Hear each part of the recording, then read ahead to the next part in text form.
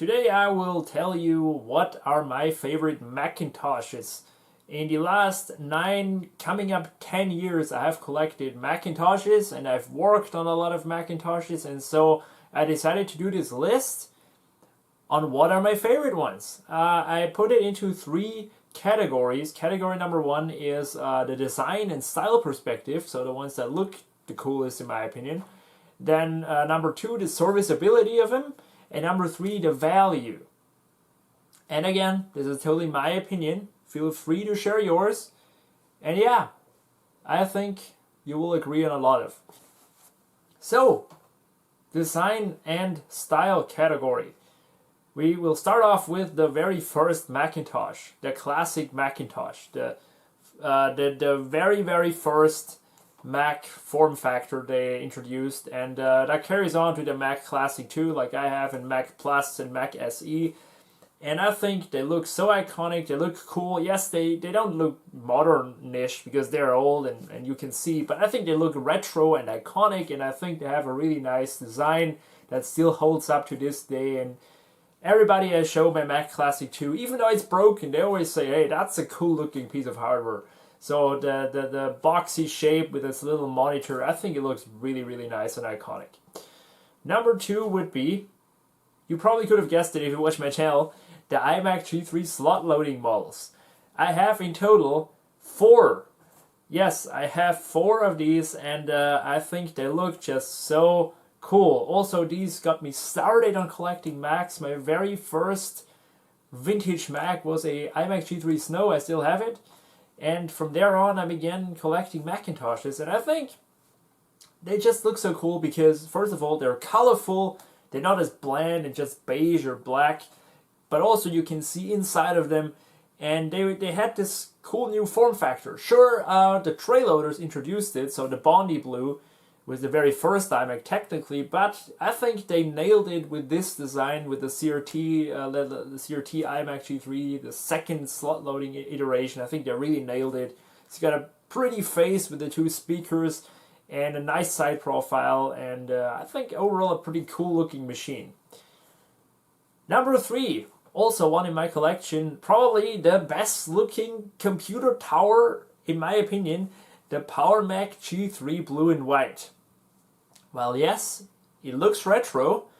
I think it has yet to be shown to me one machine that rivals the looks of this, because it's just looking so freaking cool with the blue and white and then this kind of G3 logo on the side. I think it looks awesome. I spent literally 5 years tracking one down for a reasonable price in Austria, and I finally got it and I cleaned it and restored it, and it has to be one of my favorite towers ever made.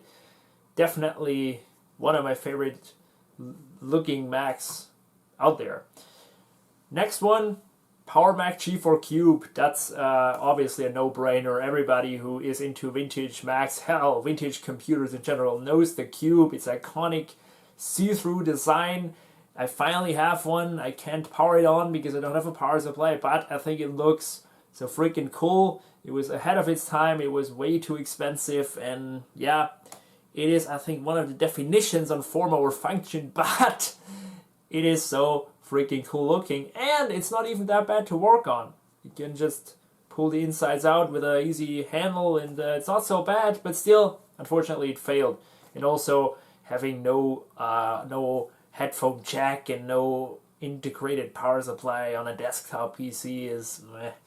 But yeah, nevertheless, a really cool looking machine. Next up, iMac G4. Yeah, again, a no-brainer. One of the most iconic designs in computer industry history. It is still to this day looking super modern.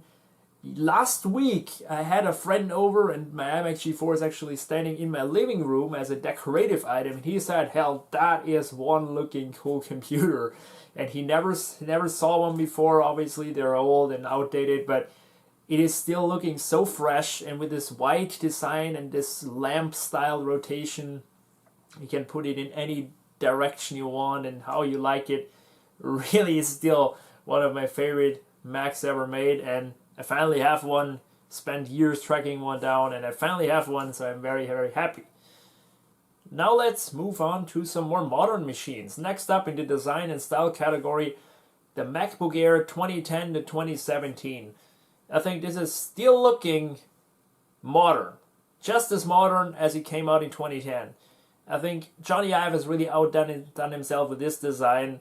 It's looking beautiful, modern, slick, and I think the current gen MacBook Air looks worse than its predecessor.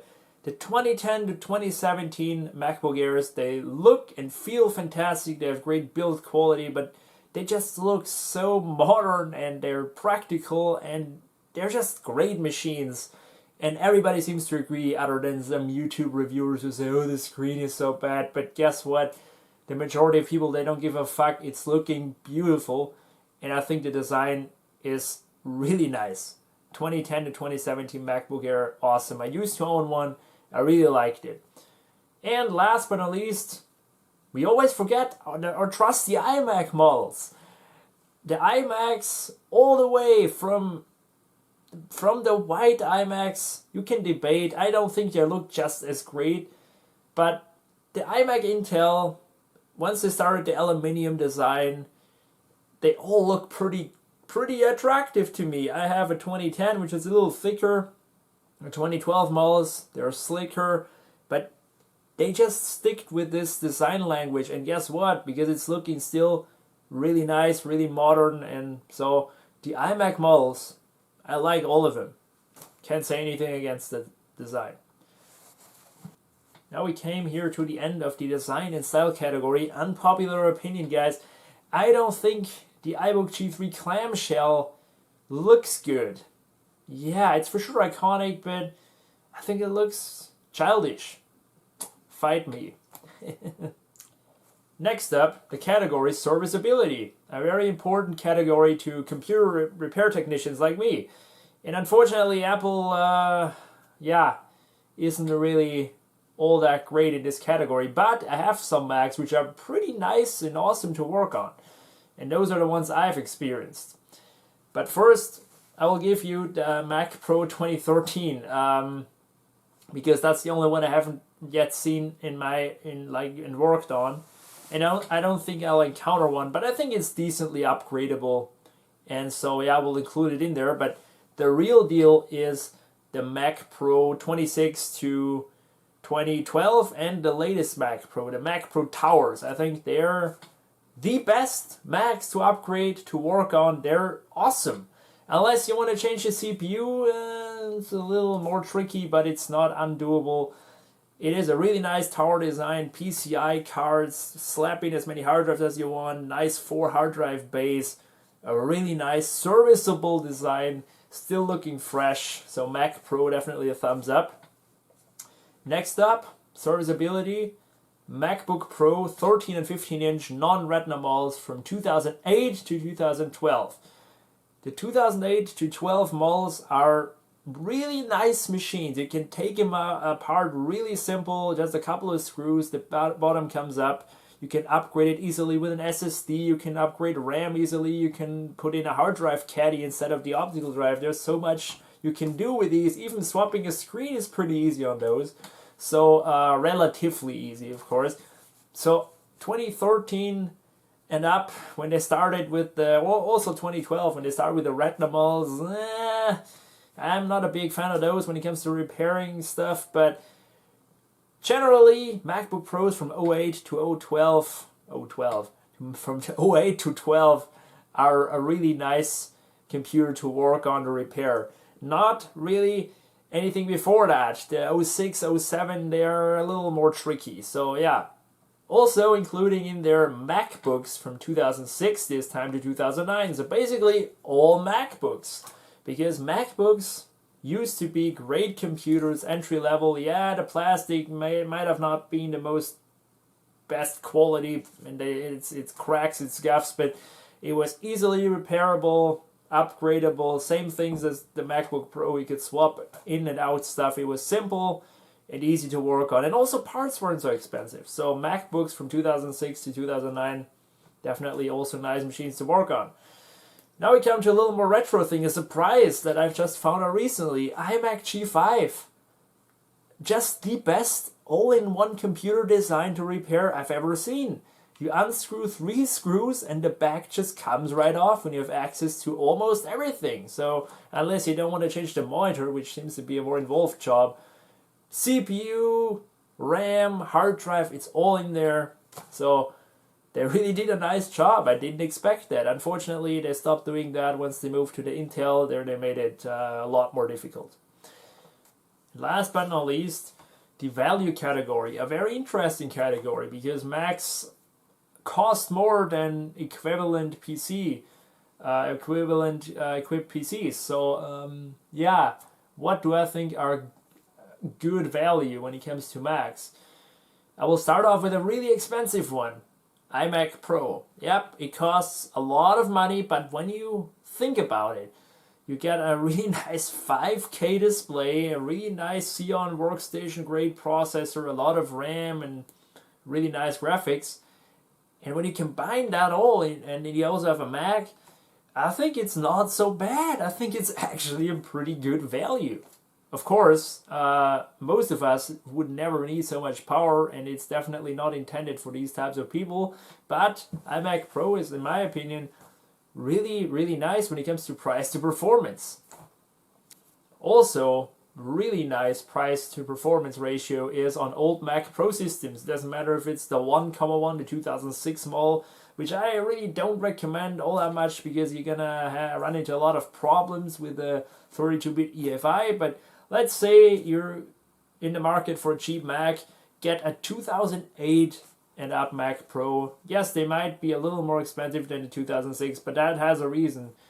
These are not as picky when it comes to graphics cards, and also they offer this awesome design, as I just said, with the upgradability, so you can still upgrade this to a relatively fast system and hack on their Catalina or something, and you got a really nice system. So Mac Pro towers, I think they're really, really nice for the money.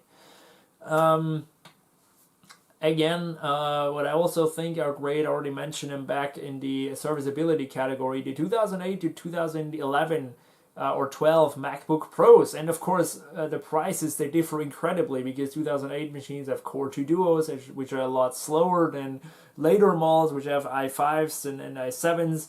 Make sure to stay away from the 2011 ones because they're known to have a lot of graphic problems. But apart from those, I think you're getting a lot of value for the money. Really easily to upgrade. You can pick them up for as little as $50 in nice condition, and you put in a couple of gigabytes of RAM and SSD, and you have for yourself a nice web browsing machine, which for most people it will easily get the job done. And I found it really incredible how well a 2008 MacBook Pro still runs Catalina. It's crazy. I didn't expect that. So it was also a simple installation process. If you want a cheap, like entry-level Mac to get into the Mac stuff, such an old MacBook Pro is definitely the way to go.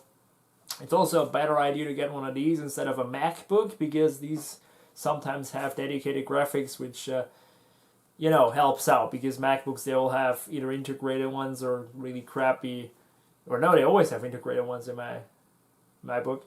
Anyway, make sure to get the Pros. They're also built tougher. They're not as crappy built as the MacBooks with the plastic, so they won't scratch and crack as easily. So yeah, 2008 to 2012 MacBook Pros. I like them. Generally speaking, I can't say anything against old MacBooks though, because when you are on a really thin budget, you can pick up a 2007 MacBook or something and still get relatively okay performance on the everyday easy tasks. It will do office tasks easily, it will do web browsing, it will play your Netflix. And so, yeah, old MacBooks, I think, are really nice machines for the money. Speaking of old MacBooks, we can continue with the MacBook Air 2010 to 2017. While I would maybe not yet jump on 2015 and up models of those because they are really expensive. But 2010 11 and 12 are getting really cheap. Make sure you get one with enough RAM, since some 2010 models sold with only 2 gigabytes of RAM, which is definitely not enough nowadays. So make sure to get one with like 4 gigs and you're good. And when you get one of those, like, it doesn't really matter what processor, because this machine is more intended for like writing documents, browsing the web, and just doing lightweight stuff. Don't expect you to do hardcore Final Cut work. You can cut Final Cut there, cut Final Cut, yeah, without too much hassle. But generally speaking, MacBook Air, they also have great battery life. I think they're a pretty good deal, and also they look so cool. So yeah, why would you want one of those? Last up, we got the Mac Mini Server 2010, 11, and 12. Mac Mini is kind of sometimes weird machine, because either they give you only one processor and almost no upgradability, or then you get a Mac Mini Server which can have a nice quad-core i7 processor and 2 hard drive bays. And so for having a little like rendering machine, I think it's a pretty nice little system. Sure, the graphics are, yeah, they're all integrated graphics, so don't expect crazy graphics performance, but for what they offer you in such a small form factor, I think the Mac Mini Server models are really nice, and I could definitely recommend one of those. So these are my favorite Macintoshes, and tell me what you think. What is your favorite Mac? I could not come up with like my most favorite Mac. I just couldn't. But let me know what you think, and I will see you in the next video.